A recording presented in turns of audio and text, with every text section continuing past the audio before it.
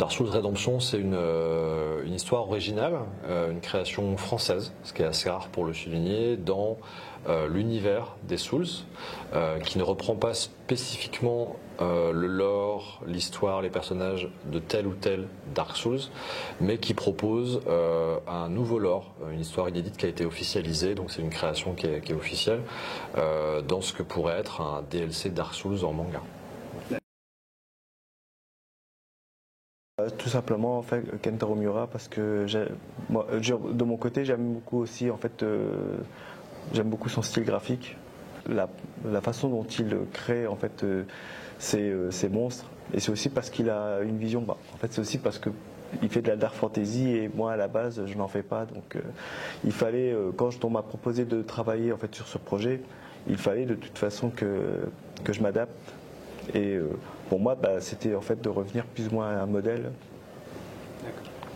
Sur les inspirations, sur la démarche de création de cette version rédemption de Dark Souls, il y a aussi la volonté de respecter l'essence des Souls, l'essence graphique, l'expérience de jeu, le feeling qu'on a en jouant aux Souls, de permettre à des lecteurs qui l'ont jamais ressenti, qui n'ont jamais joué aux Souls, de découvrir des univers, donc de s'inspirer vraiment de la charte graphique des Souls également, quoi.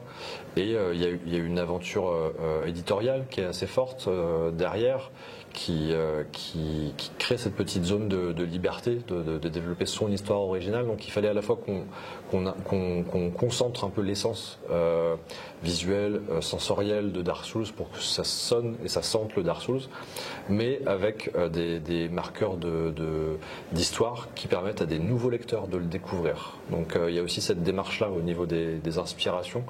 C'est du Dark Souls évidemment, il y a plein de références derrière, mais il y a cette volonté de rendre le monde aussi cryptique que accessible à des nouveaux lecteurs. Le talent. Non, non, c'est beaucoup de travail parce que c'est quelque chose d'assez impressionnant. Déjà parce que le jeu est très connu, c'est un jeu qui ne nous appartient pas, donc c'est un univers qui appartient à tous ses joueurs aussi, donc il faut s'attaquer à un monument un peu iconique. Et après le travail d'adaptation, qu'on adapte un roman, une série animée, un jeu, ça va être la même démarche, ça va être qu'est-ce qui est l'essence même de Dark Souls, qu'est-ce qui est tellement Dark Souls que ça paraît impensable de ne pas le retrouver dans une bande dessinée, et puis aussi qu'est-ce qu'on n'a pas envie nous de reproduire en tant qu'auteur. Le fait d'avoir cette liberté-là de créer un monde, déjà on a pu créer notre univers, même graphiquement, nos personnages, donc ça nous donne aussi une certaine latitude, et de reprendre vraiment les marqueurs. Quand tu joues à Dark Souls, tu ressens des choses que tu ressens dans aucun autre jeu. Donc on essaie de les faire ressentir à nos personnages déjà, et idéalement à nos lecteurs aussi. Le fait de ne pas avoir l'explication du monde au début, c'est Dark Souls. Le fait de ne pas avoir quelqu'un qui vient te dire va à droite et prends ton anneau et jette-le dans le volcan parce que sinon Sauron va revenir.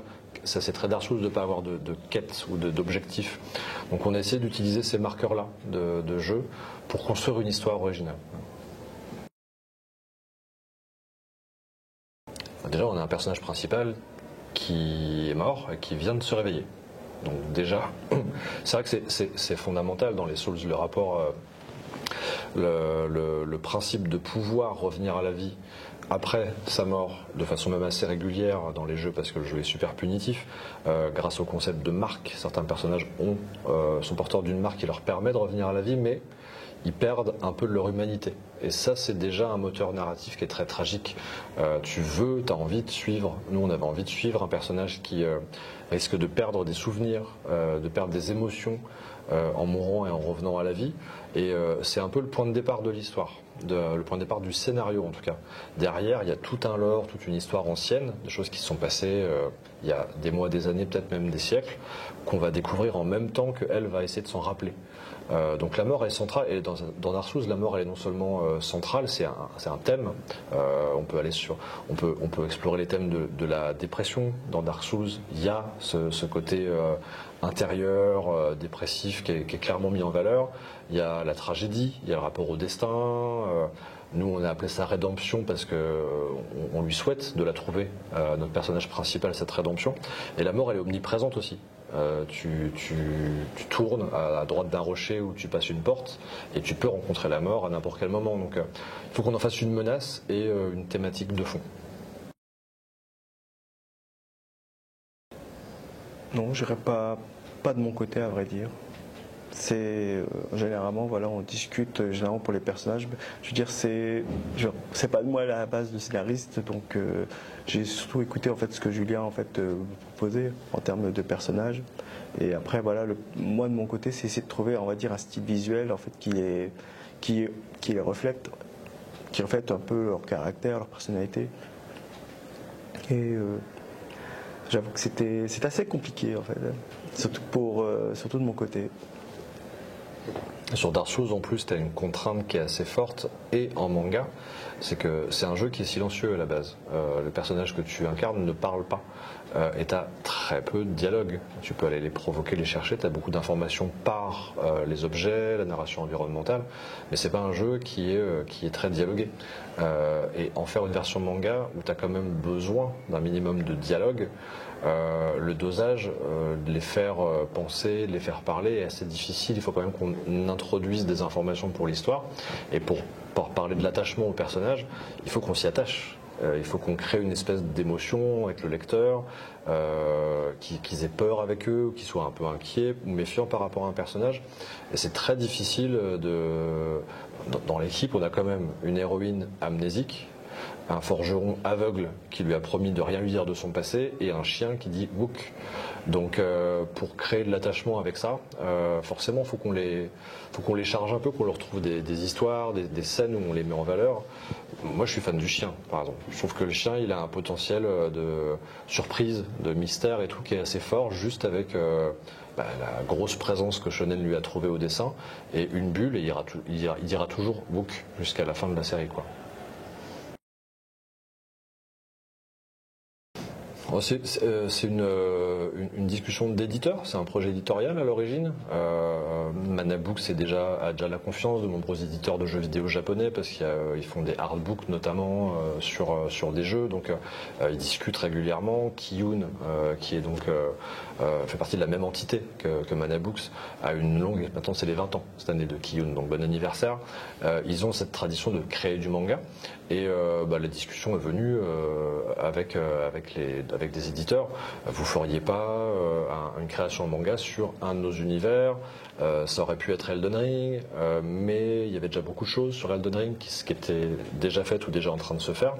Puis le projet de Dark Souls, le nom de Dark Souls a été lâché et là c'était fini. Tout le monde voulait faire Dark Souls. Je pense que l'éditeur pensait déjà au dessin de Shonen avec qui il travaillait chez Kiyun en disant Shonen en Dark Fantasy ce serait beau quoi. Et le projet a avancé. Moi j'ai été appelé parce que je faisais l'adaptation d'Elric en Dark Fantasy aussi en BD chez Glénat. Par notre éditeur Erwan qui fait un boulot formidable sur le projet depuis le début quoi, d'accompagnement et puis d'idées et c'est venu comme ça. On a fait des recherches, on a fait des propositions d'histoire, des propositions d'ancrage, ça a été envoyé, ça a été transmis, ça a été validé, on a eu des allers-retours et puis maintenant on se retrouve à avoir une équipe 100% française à la création, à l'édition, qui s'attaque en manga à une des plus grosses licences de jeux vidéo de tous les temps, en tout cas pour nous quoi. Le manga a été non seulement traduit au Japon et dans une dizaine de langues, je crois, déjà signé. Ça sort dans 17 pays là en quelques mois et c'est sorti au Japon avant même la sortie française. Donc c'est une belle aventure. Méfiez-vous des chiens. Je pense que voilà, c'est une œuvre qui se veut à la base plus accessible aussi. Je veux dire, elle doit parler de toute façon aux joueurs, aux habitués, mais je pense qu'aussi elle doit aussi permettre, on va dire, aux gens, on va dire, qui sont néophytes, de pouvoir en fait découvrir l'univers. Ouais, il y a vraiment une envie d'à la fois respecter ce que les joueurs de Dark Souls ont pu ressentir en jouant à Dark Souls. Et on sait que c'est un jeu qui est important pour eux, donc on ne veut pas trahir, on ne veut pas se salir, on ne veut pas passer à côté de l'image de Dark Souls. On ne fera pas n'importe quoi avec Dark Souls, on va essayer. Et on tient aussi à ce que des gens qui ne connaissent pas du tout puissent découvrir une histoire de Dark Fantasy en manga et peut-être se mettre à jouer. C'est déjà une belle chance de pouvoir apporter sa pierre à l'édifice Dark Souls par le manga. Après, si demain ils nous contactent pour envisager de faire un DLC sur notre lore, notre histoire, je pense qu'on y réfléchirait.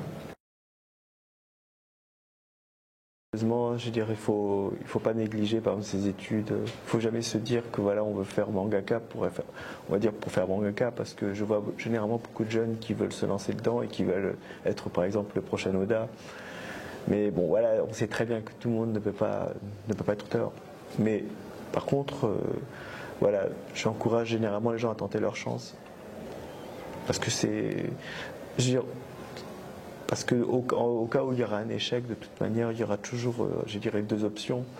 C'est au moins on aura tenté sa chance et on passe à autre chose. Ou alors, malgré l'échec, on se dit qu'on aime énormément ce qu'on fait et que ça crée une vocation. Et dans ce cas-là, on persévère. Mais dans tous les cas, je dirais, il ne faut pas négliger ses études.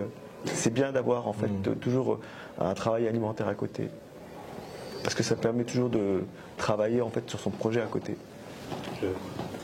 C'est important là-dessus, c'est ce que dit Shonen est très juste, et puis il faut donner à la fois l'énergie, il faut encourager.